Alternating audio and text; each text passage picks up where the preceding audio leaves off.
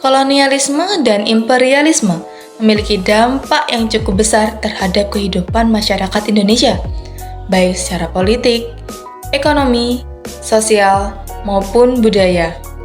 Nah, yang pertama, adanya eksploitasi sumber daya alam seperti kolonial Belanda yang memperkenalkan sistem tanam paksa atau yang kita kenal dengan sebutan kultur stelsel.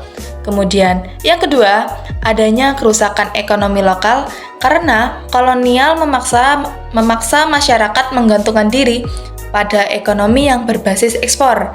Nah, yang ketiga, adanya penurunan kualitas hidup karena adanya tenaga kerja dalam bentuk kerja paksa atau yang kita ketahui dengan sebutan kerja rodi.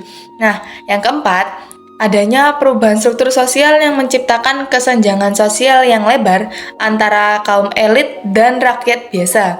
Kemudian yang kelima, adanya pendidikan yang terbatas dikarenakan kolonial hanya memberikan sedikit kesempatan bagi pribumi untuk mendapatkan pendidikan formal.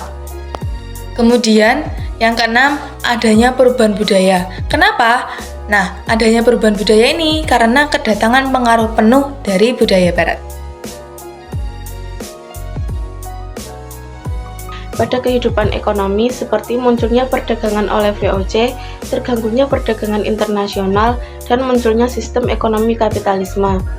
Kemudian, pada kehidupan sosial budaya seperti hilangnya upacara adat di istana-istana kerajaan, dan kebiasaan pemerintah kolonial Belanda menggunakan bahasa Belanda yang mempengaruhi kosakata bahasa Indonesia. Politik. Kekuasaan politik para penguasa Indonesia beralih ke tangan Belanda.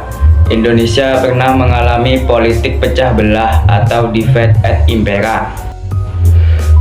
Pemerintahan kolonial memanfaatkan sumber daya alam Indonesia untuk kepentingan ekonomi Belanda. Hal ini mengakibatkan pengambilan sumber daya secara besar-besaran dan merugikan masyarakat lokal.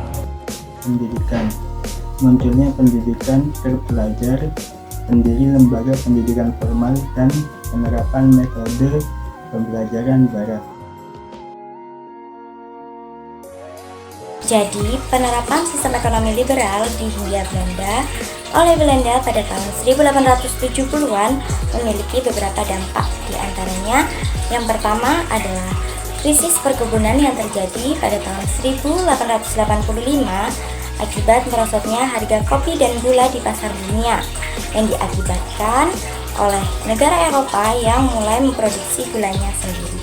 Dan nomor dua adalah pelanggaran yang merugikan rakyat pribumi dalam praktik penyewaan tanah milik pribumi yang disewakan kepada pihak swasta. Sebelum masuknya bahasa barat di Indonesia, rakyat Indonesia cenderung banyak menggunakan pakaian tradisional yang sederhana seperti batik, jarik, dan kebaya. Namun, setelah masuknya bangsa barat ke Indonesia, rakyat Indonesia cenderung menggunakan pakaian yang bergaya barat, seperti menggunakan kemeja, celana panjang, gaun, rok, bahkan pakaian yang terbuka. Yang pertama, pemecahan masyarakat. Yang kedua, konflik internal dan kerusuhan. Dan yang ketiga, Belanda lebih mudah menguasai militer, politik, dan perekonomian.